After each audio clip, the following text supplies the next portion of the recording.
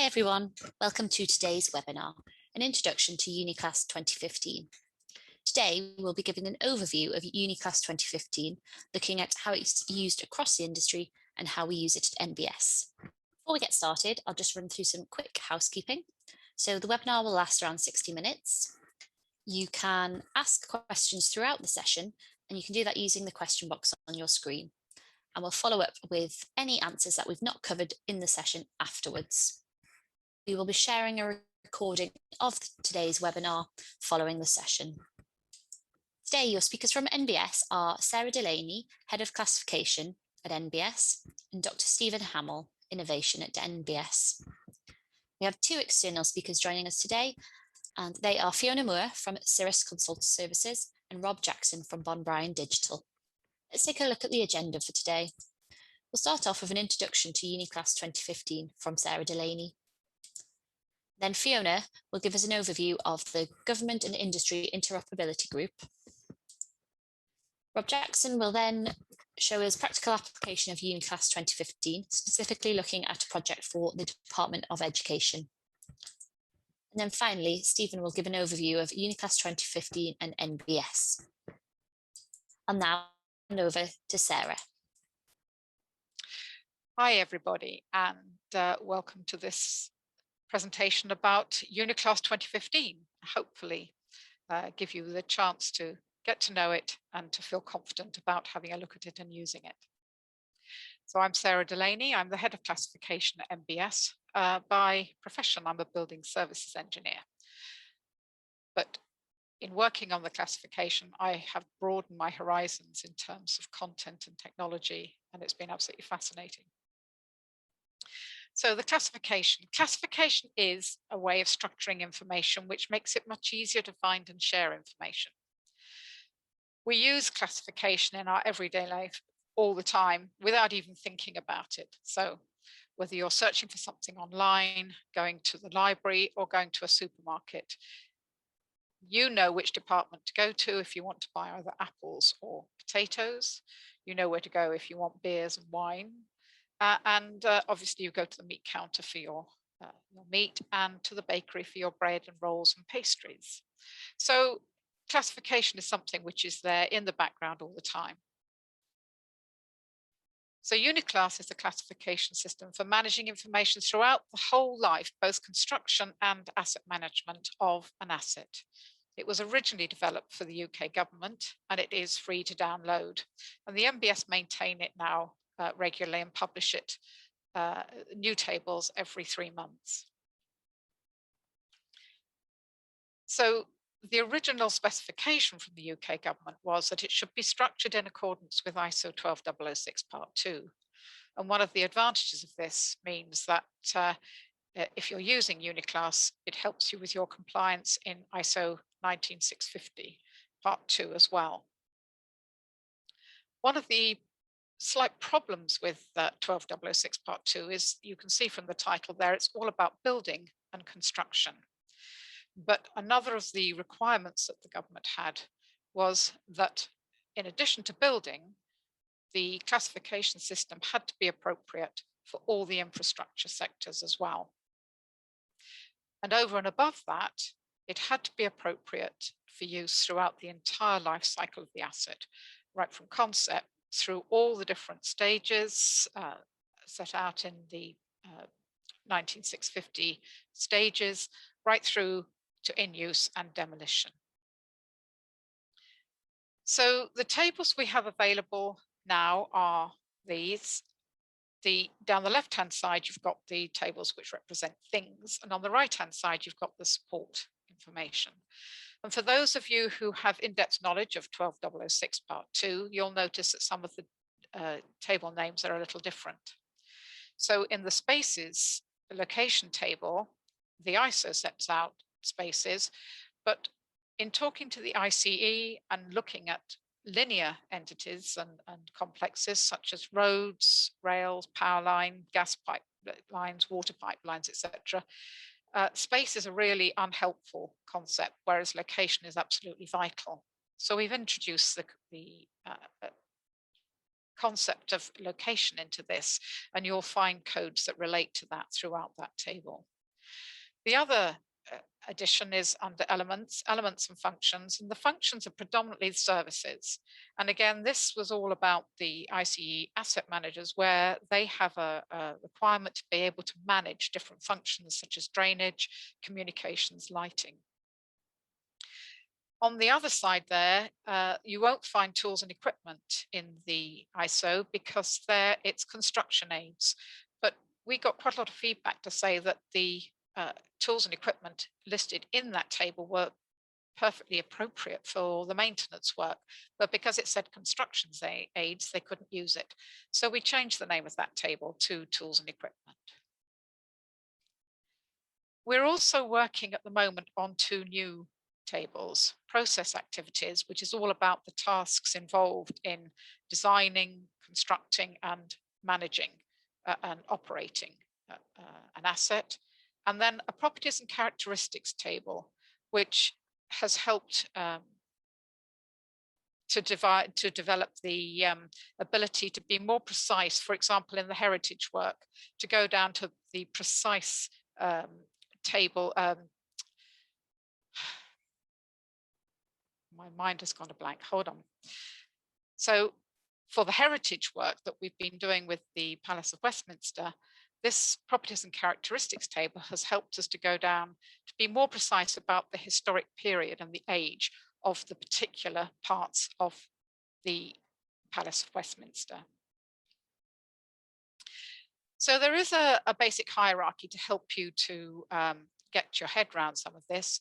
So complexes are made up of entities, and entities can be described in terms of spaces and locations. Now, complexes aren't really defined by size because obviously you can have an entire railway network, you can have a university complex or a hospital complex. However, a residential site can be a complex as well. And in that instance, the entities making it up are the house, the garden, the drive, the garage, greenhouse, pond. Each of those is an entity in its own right, and they come together and collected together by the complex. So the entities then describes the spaces and points along around different entities. And spaces are something which are used very much in the basic design of a building, for example. The activities table sits slightly to one side because it can be applied to each of those other tables in a different way. If you're talking about a prison complex, then the activity is detention. But when you look at the entities, for example, an exercise area or a hospital wing, then obviously the activities there are slightly different, still within that overall umbrella of detention, but either medical or exercise. When you look then, you can split the entities table down into different elements and the different services required. The elements and functions can be described in more detail by systems, and systems are made up of products. And I think it's really important to look at these titles and become familiar with them and associate them with the terms that you in your organization are used to. So for example, whether it's components and assemblies instead of systems and products and that type of thing. And obviously the use of the word elements is used so differently in many different ways. In the complexes, entities, spaces, location, activities table, the groups are all arranged like this so that the tables are congruent. It means that whichever table you look in, if you want to see something to do with educational spaces or activities, then you look in group 25. But if within that school you're looking for the first aid room, you will go to 35. So these are things that are specific to a particular type of activity. Along the bottom, you've got all the main services, and that stays pretty much the same. When you move to the elements, functions, and systems table, the row along the top has changed. At this point, you're going through the construction process a little more. You're starting off with clearing the ground, digging a hole, for example, or building ground up. You then put all the structural foundations in. build up your walls, put on your roof and insert the floors, and then right the way through internally and ending up at group 45 where you're into landscaping. Along the bottom, you've still got all the services and they stay very much as they were before. So thinking about how information is managed using these tables, there are any number of people who generate information and obviously those who use the information. So here we are, we're looking at the roles table, we've defined the client, and that client is going to make a decision about whether they build a new school or a new road. And looking at the project management table, they're then going to develop the brief, which describes what they want. So if we look then at the activities that they want to be able to accommodate, this then leads to the development of a number of spaces that need to be accommodated within the entities or even outside in order to meet that brief. This information is then used by the design team to begin to look at the design. And when we get to sorting out how you're going to convey the information, you can use the project management table group 35 to set out all the performance requirements in as much detail as is possible. And then once you've got your design parameters sorted out, you can start looking at your design development. And you can initially, before you get into the detail, set out the different elements of your building in this particular case. So here we've set out the substructure, you've got a roof and stairs, and you can see all of those. As the design development goes along, you can then start looking at the systems to look at this in much more detail. And you can then pick out the fact that you've got concrete panel wall systems and a structural glass wall system. You've got window systems, you've got decks, and you've got stairs and ramps. And one of the things that I just want to go through with you is the importance of these pairs of numbers. So take the example of the structural glass wall system.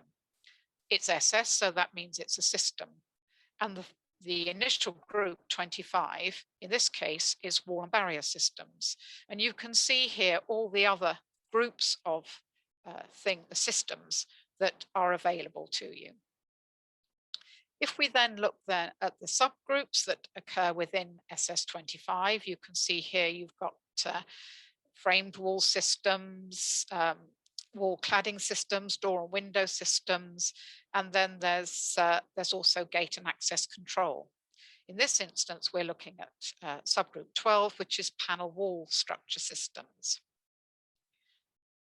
Getting then down into the section level, which is where you end up with your structural glass wall panels, glass wall systems, then you can see now how each of these has been relevant to getting to this level. And when you go down into that, you then have 3 different options to choose from for your structural glass wall system. So you can develop the design step by step. And the information is included in drawings and models like this. You can keep the complexes and entities information attached, add in the details of the spaces and locations, put a tag onto your elements, and then start looking at the systems that are going to be defined in your specification. And finally, the products that go together to make up those different systems. And all this information is then passed to the next part of the team, the constructors. And the constructors will take that information, carry out the installation, and update that information as things are installed and constructed, so that at the end of the day, everything that has been constructed in that asset is passed over to the facilities manager so that they have then all the information which has been developed over the process so far to help with the management of that plant and equipment and the building. So there are many different users of information, and structuring the information in a standard way means that wherever you are along that path, you can have a lot more certainty that the thing you're looking at and the information attached to it is reliable. So it doesn't matter if you're a designer, a cost controller, or a planner, you've got that information, that certainty. There are mappings to NRM in our tables, and also the SFG20 product now includes mappings to Uniclass. So you can now relate all the data on your cost management and facilities management through the functions into Uniclass as well. And it's really important that the asset managers and facilities managers continue to maintain the processes which store that information so that everything is up to date. And where there are things that have not worked, that information can then be fed back into the next design phase. And the other important thing is that assets don't exist in isolation. So with this school, you've got the building itself with all the facilities there. But there are lots of utility services that are supplying this building. And it's important that the utility companies understand exactly the requirements to supply this new asset. The local authorities need to know what sort of level of construction traffic is going to be involved on the roads during the construction.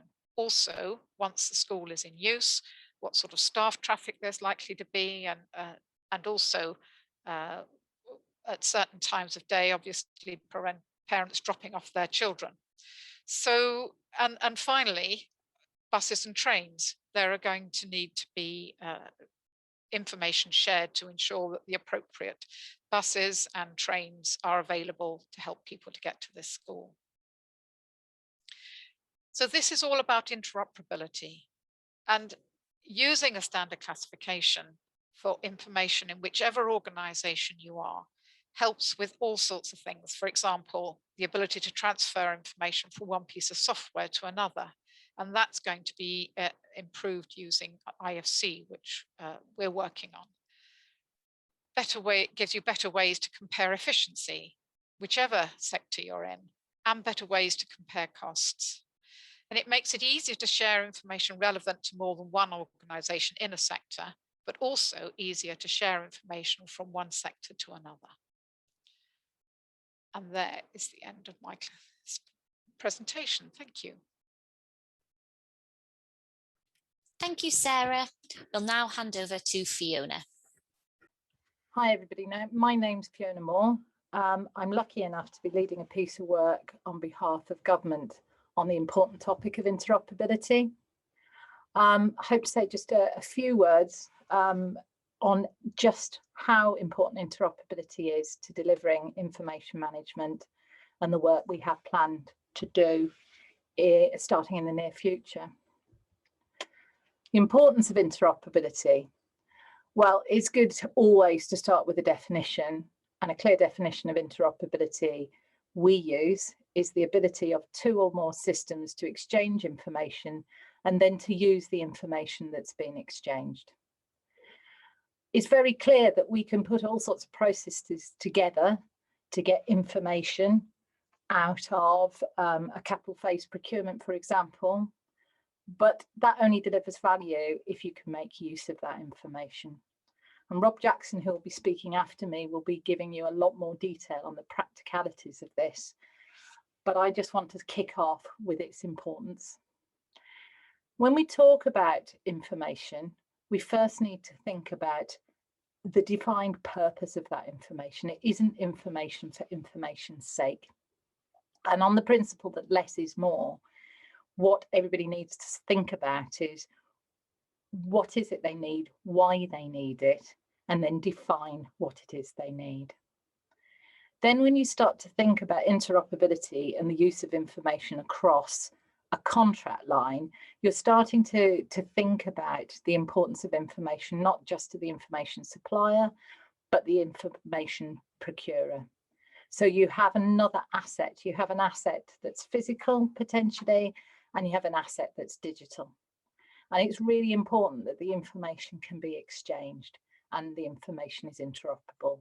How many times have you been aware of information, be it digital or otherwise, that is produced in one format and then can't be either used or found for future purposes? as-built information is the classic. And the other thing we're moving the focus towards is information use during the whole asset life cycle. So where we've been tempted in our BIM journey to only think about capital phase procurement when it comes to information, we're now thinking more thoroughly about the use of that information through the whole life of the asset.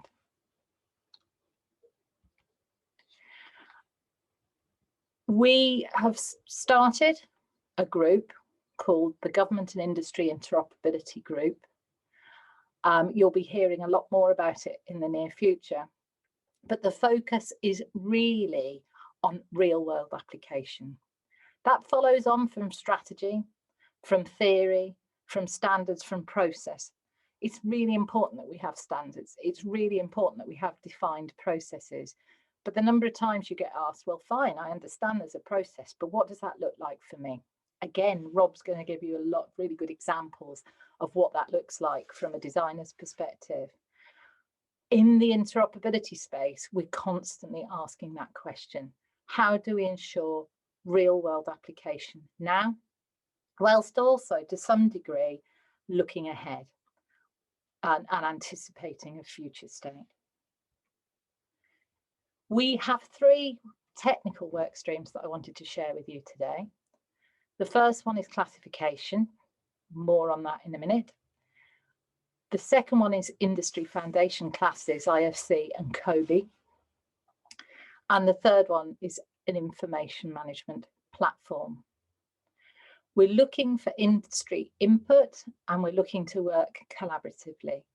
It's no point going in a huddle and working out how to achieve interoperability through these technical means without taking others with us, gaining understanding from others, sharing best practice and collaborating. The work of the group commences this month, that's May 2021, and there'll be information about engagement with industry, workshops and roundtables in due course. A lot of our focus will be on data quality. So it's important that we have interoperable data as we've defined it, but that data will only be of value if we consider its quality. So we need to consider how the data is structured and also how the data is assured. Is the data true? Does it represent the real world? And therefore, can it be trusted? So a lot of what we'll be considering is data quality. We all know, those of us who've worked in the information management space for a long time, that it's easy for us to ask for information and be delivered it, but without quality, then it doesn't get trusted and people move away from the information management process and give it up as something that isn't delivering value to them. A little bit more on the technical work stream. So I'm going to jump to work stream B, which is IFC and COBIE.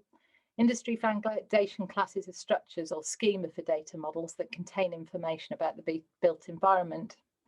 IFCs are provided using different model view definitions that facilitate the exchange of information for specific purposes. And one of these is Construction to Operations Building Information Exchange, or COBIE. The focus of this work stream during our programme starting this year is to provide industry with practical tools and resources and guidance, with the aim of accelerating the adoption and implementation of IFC. The third work stream, the Information Management Platform, or what's affectionately known as the IMP, is something that's very government client focused, and it's an initiative that ensures the delivery of interoperability by providing a platform for specifying, procuring, assuring and immutably storing, presenting and exploiting digital asset information in order to deliver whole life benefits. In simple terms, if we're trying to achieve data quality and interoperability and exploit that information, what is it a client needs to do to ensure that that information is delivered in the right way and that information is protected and usable? The focus of this work stream will be to engage with key stakeholders this year, further develop a specification for an IMP, demonstrate its implementation. So we're looking to put together a practical case study and potential benefits so that we can start to consider rolling it out across more participating organisations. Last and by no means least is workstream A, classification. It's recognised that a classification structure for information is essential to achieving interoperability. And UK government requires classification to Uniclass 2015. Sarah Delany, who you've already heard of from on this webinar, is leading that work stream. And what's brilliant is having Sarah as part of our group, being able to collaborate with other work streams, specifically workstream B, where we're looking to map Uniclass to IFC, for example. So as part of this year's programme, NBS's ability to inform and be informed by the government and industry interoperability groups' work is vitally important to achieving interoperability. So that was just a high level run through the importance of interoperability and why government is focused on it. And now it's over to Rob to give you a lot more detail on how Uniclass is being used to deliver assured data that's delivering value. Thank you. So following Fiona's presentation, my presentation is going to look a bit more at a practical application of Uniclass 2015 for a specific project. So particularly focused here on looking at space classification rather than looking at the whole of Uniclass. And this is for a Department for Education project called Gen Zero that we've been working on for the past 15 or 16 months. So the project is a research and development project looking at the design and affordability of carbon zero schools. It involves the design of two theoretical school projects, one on an urban site and one on a rural site, and is only being developed during the design phases, so up to RIBA stage 4. Currently there's no intention to actually build this, and from a modelling perspective involves 7 different disciplines, and the delivery team is being led by Mark MacDonald. Part of the project is to implement ISO 19650, which is a key component of the R&D aspect of the project, and the project is designed to inform the DFE on its future approach to information management. So when we first started this project, we were given 4 key themes to the project: sustainability, standardization of spaces, technology, and design for operations. And so we analysed this brief and looked at the components that we as an information manager on the project could get involved in and help develop, particularly around the ISO 19650 process. So as part of that, we kind of reimagined in our heads the brief and how this would approach, how we would approach it. And we very much sort of, I guess, created an extra theme, which is the information management theme that sits above those 4 categories, and then looked at each of those 4 themes that the DFE had identified and broke them down into further aspects. For this particular presentation, I'm going to focus very much on the standardization of spaces aspect rather than looking at all of this. But I will also say that when we first started this project, there was kind of an assumption that we would all be using the same tool, and through this process we've very much used an open and interoperable approach to how we're delivering the project. So the project is very much based on ISO 19650 and trying to follow a fully compliant or as much compliant process as we possibly could on a project, which is challenging when you're delivering an R&D looking at the carbon zero side of things as well. But we've really tried to stick to this to demonstrate how it can be applied to a real project. So the project has a number of technology solutions. As I mentioned, we've ended up with a number of different authoring tools through this process. We've actually got 4 different authoring tools, other tools like the Common Data Environment Solution, some of our own tools and federation tools, and also NBS Chorus in this process.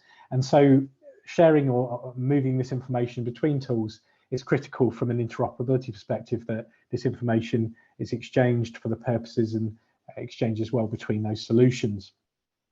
So IFC is integral to our approach, both on this project and also all of our projects, irrespective of what tools are being used. And our approach is very much to structure these files in accordance with the schema, not just simply dump data anywhere and then start mapping and start figuring out how to make this work. So a key part of this process is also the classification, and Uniclass is at a number of different levels against the IFC schema. And as I said before, we're going to concentrate on looking at some of the spatial information associated to this project. So when we started the project in terms of spatial stuff, I'd worked on schools before, and we as a practice have worked on schools. And so I went and grabbed the latest schedule of accommodation area data sheet template, which is available on the government website. This is a key tool for delivering schools projects. So this was a key starting point to understanding what data do we need to deliver. As part of that, the DFE has what they call a data library. And this is basically a list of room types with requirements against those room types. So it might be the size of the room that's required, the finishes that are required, the FF&E and so on. And those are laid out against their own standardized data sheet codes, area data sheet codes, or ADS for short. You think of these probably more typically referred to as room data sheets and room data sheet codes. So each of those has a set requirement. Out of that process comes a area data sheet, and this area data sheet is at the moment is delivered through Excel and has this requirements identified in this sort of peachy orangey color. So that comes from the data library. And then you have this contractor proposal that goes against that to show what the contractor is actually going to deliver. So we took all of that and we started to build effectively an information management platform. So we use a platform approach to setting out the resources. So we don't use Word or Excel where we can possibly avoid it. And we use databases to set that information requirement out at the beginning of the project. We can produce traditional PDF outputs for contractual purposes, but our primary goal here is to have a platform that's current and up to date with the requirements. And as part of that platform, we use a database, and that database has set out all the spatial requirements that need to be delivered by the team, in particular largely by the architect, but also the building services engineer. And as part of this process, the DFE's ADS code forms a really key requirement for the project. But on top of that, we also have Uniclass 2015 space and location table, and also the activity table. So those three pieces of information are critical to the rest of the data that we're associating to each space in the model. Now, at the beginning of the project, we did attempt to look at the relationship between the ADS code and the Uniclass data. And the idea was that we would set that out and standardize it, and potentially we could map it. But as we went through the exercise, we realized it wasn't either a one-to-one relationship or some classifications were missing. And we didn't have the time available to go back to NBS and talk to Sarah about additional codes that we might need. So we kind of parked that. But what this did do was kind of start a conversation between the DFE and NBS about how this could be taken forwards. So as part of delivering the information, we also needed to work out the process for that, delivering that information. And we wanted this information within an IFC file, and that was quite critical to the checking process, which I'll talk about in a bit. But we also had data from the building services or MEP consultant that we needed to incorporate within these the data for the spaces and ultimately the area data sheets that needed to be produced. So we had to put together a process that would allow us to do that using different tools, but making this process as simple, and in this diagram probably looks a little bit more complicated than it actually is, but that process was real key to delivering the information that we wanted. So the architect had to spend the work putting the codes in, and in this case had to effectively put each of those three codes in. In an ideal world, this would be set up and automatically choosing one would pick the other two, but that was the process that we needed to go through. And from that, the IFC model allowed this data to be visualized. So each of those ADS codes could be visualized in the model. So here you can see some of the classrooms highlighted, and the colors of these were designed to align to the area data sheet process that the DFE already had. So it's really trying to tie this to what the DFE does and not make it just a standard project delivery. But of course, we can look at this data also looking around Uniclass because the data's in the model. So if we want to visualize any of this classification using the SL table, we can do that, and we can look at here the relationship, for example, between the assembly halls, the dance and the drama studios. And you can click on any of these and select them accordingly. And of course, it's another way of checking that the data is right, even just using that visual process. But of course, it's important, as Fiona talked about before, about making sure this data is reliable and consistent. And as part of this process, we use a number of standardized rules that we align to industry standards. But because we've also customized the requirement for the Gen Zero project, we've also created additional rules. So in this case, we're actually checking that the ADS codes exist. We're also checking that the Uniclass space and locations table exists and the primary activity table exists. We also do manual checking on top of this as well to make sure that there aren't any other errors or that there are conflicts in that information. So we use both an automated and a manual process. And off the back of the IFC file, we can produce a COBIE file. Ultimately, this is, of course, COBIE is designed to hand over at the end of a project for managing the facility afterwards, but we're actually using this as a mechanism to deliver more information, and it's a vehicle for that process. So the area data sheet information becomes the primary code for the Department for Education, but we also still have the Uniclass codes for the space and the activity that go with that. And as Fiona mentioned, that's important from a government perspective. But then we've gone a bit further and we've taken that data and essentially imported or copied and pasted this data into a database. And this is using Airtable as a database, but you could do this with any database really. And that brings that classification information as well as all of the other information that we've created within the model against the specification. And by bringing it into a database, it allows us to then filter this information as we want to. So we can cut and carve this in a number of different ways, assuming, of course, that the data is there and correct. So here it shows the data that I've just showed you before from COBIE and filters based on the classification, so the Uniclass space classification, and you can see how many of the different room types and so on that you've got. But you can also look at exactly the same data based around the ADS code. So depending on who you are or how you want to look at this information, providing that information exists, it allows you to sort this as a very simple set of lists. You could do a similar thing probably within Excel, but it's a lot easier within a database. We can also visualize that spatial data, looking at it again, looking at the Uniclass data, the number of rooms by classification codes, and here we've got 41 storage rooms. But we can click on that and we can actually look at all of the rooms within that particular category, and then we could go further and interrogate each individual room within those as well. So again, it's a way of finding and sorting and filtering information accordingly. But as I mentioned before, the data library that the DFE has is a critical part of this process, and we use that to bring it into our database. So we effectively, again, copied and pasted this data in. The reason we did that was what that allowed us to do is create a room data sheet, or an area data sheet as the DFE calls them, where we largely replicated their process that they use in Excel within a database in the cloud. And all of this data sheet is taken from the data that came from the COBIE, which then originated from the IFC and before that the native model. And you can see here the DFE's code, but also the Uniclass codes applied to that consistently across this information. And then you can compare the actual against the required. So this is slightly earlier in the project. All of this data has been now completed and updated.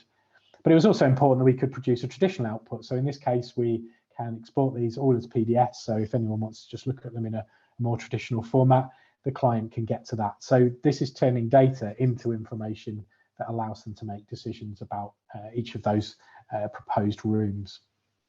And we can also embed this data back in our information platform, our information hub as we call it.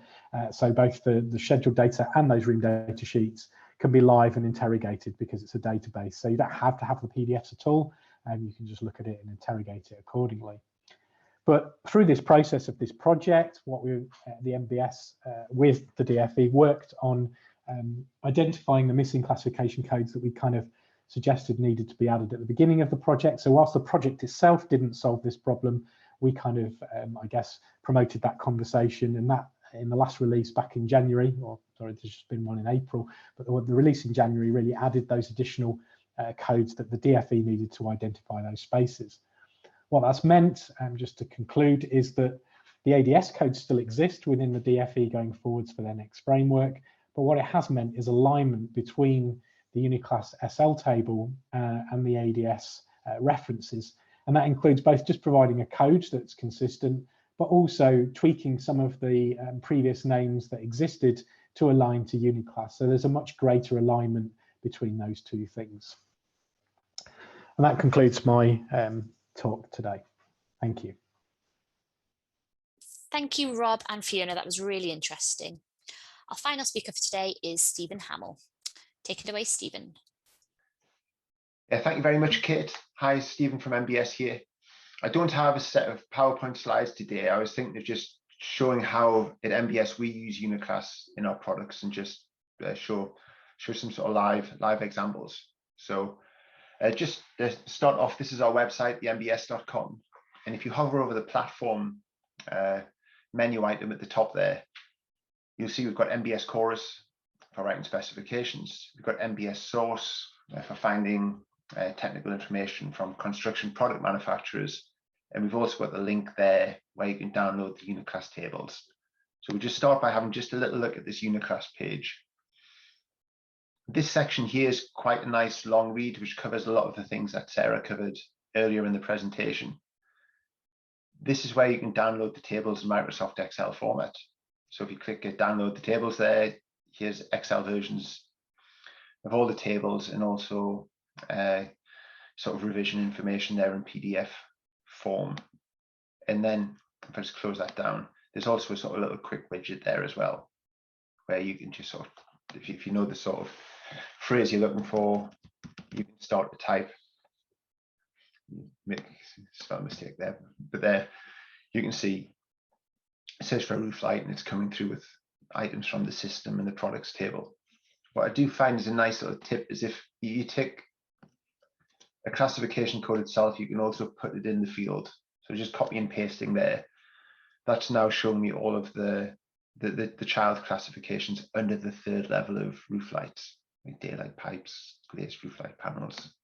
And you can do that for any of the items in any of the tables. So if I wanted to, based on Rob's example there on sort of different classroom types, putting start type classroom there, I've got things from the PR and the SL table. You can filter, so say just show me the space and location tables. And then again, if you want to see all of the siblings, take it to the sort of level higher, and you can see there all of the different space types in education spaces. So it's not a bad little widget, and hopefully that's a few little tips on how to use it. If you want to always find out when the latest tables are published, you can register for updates here as well. So pop your email address in and you'll get an email every sort of 3-4 months or so when there's any new classifications being added. So yeah, we'll have a quick look at NBS Chorus and a quick look at NBS Source, but from a point of how we're using the classifications. So here's NBS Chorus, our specification platform, and we've got this fictitious building, the Uniclass building. I thought I'd call it for the demonstration. And we're going to have a little look at a set of prelims, a technical specification for UK usage, and then we'll flick and have a look at an Australian specification as well. But if we jump in here and look at the prelims, you'll see that all of the sections, if you create prelims to the Uniclass 2015 classification, sort of go through the PM tables, project management tables. We also have a section there where you can define the different organizations filling particular roles on a project as well. So I'm not going to spend too long here, but if I have a look at, say, design and approvals information there, you'll see that each of the clauses, the sort of specification clauses there, have a sort of relevant PM classification code. You'll notice obviously there's a logic there as well. So going from like initial investigations through the whole project requirements, as Sarah mentioned, design, tendering, all the way through to sort of construction management, testing. So lots of sort of template clauses, technical guidance there, all structured to the Uniclass 2015 structure. If there's two clauses of a sort of similar classification, they get the classification in just a little sub number, so you can identify that if you're on a sort of telephone call or an email. And there's that roles table as well. Now, of course, on a project, if any of these things don't apply, you can come in and just sort of park them away as well. So it's there to make project specific. You can imagine turning this into a big 100, 150 page PDF. It's quite handy having these codes so you can quickly just Control F and find the information you need quickly. So let's jump across now and look at more of the sort of technical specification on a project. And you'll see we've got this little filter here. So here's one I've sort of created earlier a little bit. And you can see that the sort of things that you specify in the more of a technical specification are things like activities like surveying the site, and also products and systems. So let's just have a sort of glance at items from the activities table. So here's a specification specifying your requirements for, say, a hazardous material survey that needs to be carried out. Template clauses. We don't want to go too deep into specification today, but just showing you how the classification codes are there. Obviously, lots of different surveys you can do on the side. If you want to add any of this content in from scratch, it's this add content button. So if I came in here and searched for survey, you'll see there's a whole host of different surveying requirements there classified with the activities table. And then we've got some example systems I've added here and some simple products. Another nice little tip here in this filter box, if you just type in SS underbar, you'll see the systems, and you can do a similar PR for the product codes. So I've added 4 different systems that could maybe typically be specified by different disciplines.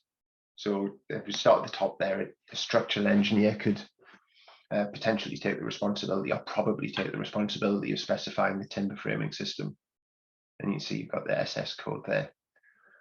What NBS Chorus does really nicely is help specifiers create the link between the parent system and then the products that form the system.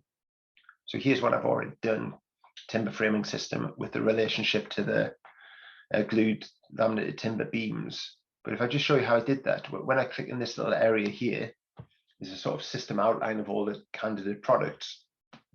When I click there, the technical guidance on the right-hand side will advise you on the sort of most likely considerations for the timber frame members. So you can see there's a number of different specification clauses from the products table, and they come in a little drop-down list here. And you see that I've already picked the glued laminate timber beams, and that's dropped into the spec. That would be the same if I say it came into membrane here. You can see the NBS technical authors have written guidance to help with that choice, and then the specifier on that particular project can choose the appropriate product for that job. And that's creating the relationship between the system, timber framing system, and the vapor permeable sheet, which is a product from the PR table. And just to sort of very quickly show those principles for for different disciplines, could be a landscape architect or a civil engineer doing a retaining wall system, SS, what are you going to fill the cages with? Something like rubble or clay brick or earth. And there's the relationship again, SS to PR.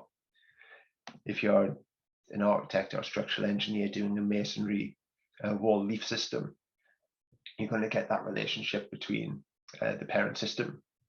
It's quite a complex system here with lots of potential candidate products and the aggregate concrete block. And example here for building services engineering, a hardwired general lighting system linking to a particular luminaire type. And I think it goes without saying, those of you familiar with NBS specifications, it's not just about the system and the product, it's also about the work, like the workmanship, the execution that you can add, and also the sort of jobs to do at the end, things like the commissioning, the testing, any spares that needed handed over, any maintenance that you need planned, etc. So you can write a comprehensive specification for each system, describing its overall performance if required, all of the products, execution, system completion, all with Uniclass 2015. Is that sort of spine behind it, giving it structure. So what I'm going to do now is just jump across to NBS Source, and then we'll show how they connect together. So NBS Source is our manufacturer product platform, and it's completely structured by Uniclass 2015 in terms of its primary structure. So just to show a sort of demonstration here, I think the example I showed earlier was roof lights. As I start typing roof lights, every one of these categories is a Uniclass 2015 category, either at the 3rd level or the 4th level. So as I come down here, there's roof lights. I think that's the 3rd level of the products table. And as I click it, it shows you all of the manufacturer products with the technical information. That is an NBS source here for you to sort of have a click through. And the first sort of filter on the left-hand side are those Uniclass 2015 4th level classifications where we have products for. So within the roof lights 3rd level category, we have daylight pipes, a whole host of framed roof lights, and also some factory assembled insulated roof lights. Click on daylight pipes, and then you can see we've got daylight pipes from some of the manufacturers like White Sails and Velux and Facro. Building services engineer example, start typing radiator, and you see radiators there as a category. I think that's 4th level Uniclass. Also, you can jump straight to a product, and also manufacturers that provide that item. So this is just showing radiators from manufacturers like Stelrad and Creeder and Glen Dimplex. But what's quite nice on the categories here is it's showing you all of the siblings. So you might be interested in finding technical information about radiators, but the power of Uniclass 2015 is also the hierarchy of parent and child. So at the same time, you could come and find information about air curtains and radiant panels and room heaters. All of the terminology is Uniclass 2015, and the codes are there at the top of the page as well. You can drop down, look at the technical information, and then there's that primary classification, Uniclass 2015. We recognize that not everybody specifies in Uniclass 2015. People have historic information, so we also show the mapping there to the common arrangement of work section clause as well. So I think this one here is from the small works library, simple jobs, and this one here is for the sort of commercial library in the T90. But Uniclass 2015 is the primary structure for this information. So when we looked at the masonry wall system earlier, we just had a look at concrete blocks, which was part of the masonry wall. So I'm going to go to concrete blocks in source, but also concrete blocks in NBS chorus.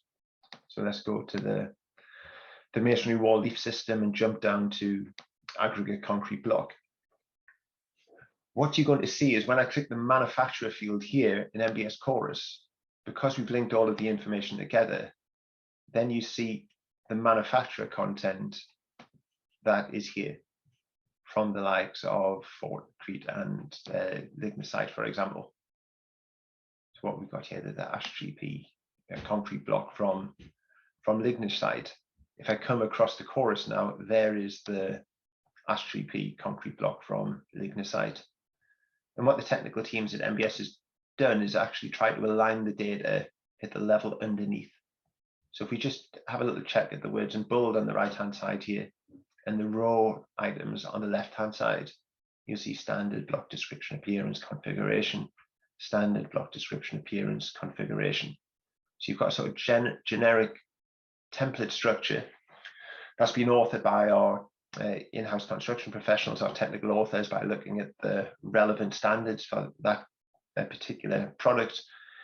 And then they use the terminology from the standards, also the units, and like if we look at something like tolerance category here, D1, that links to the sort of tolerance category here. And if I look at the generic guidance, which is clear at sinks, you'll see it says that BSEN 771 defines dimensional tolerance for bricks and blocks, the following 4 enumerated values, and then gives you a bit of guidance on what are the most likely ones on projects. So it's not just connecting the classifications, it's connecting the the technical characteristics as defined by the local standards. And that's why I mentioned the Australian example earlier, because this standard is completely irrelevant for Australia. So if we look at the NBS Australian content, it's quite a nice little example. What I'm going to do is actually open up two windows here, if you bear with me. So this is the UK aggregate concrete block. And what I'm going to do is just jump across to Chorus in a new tab here.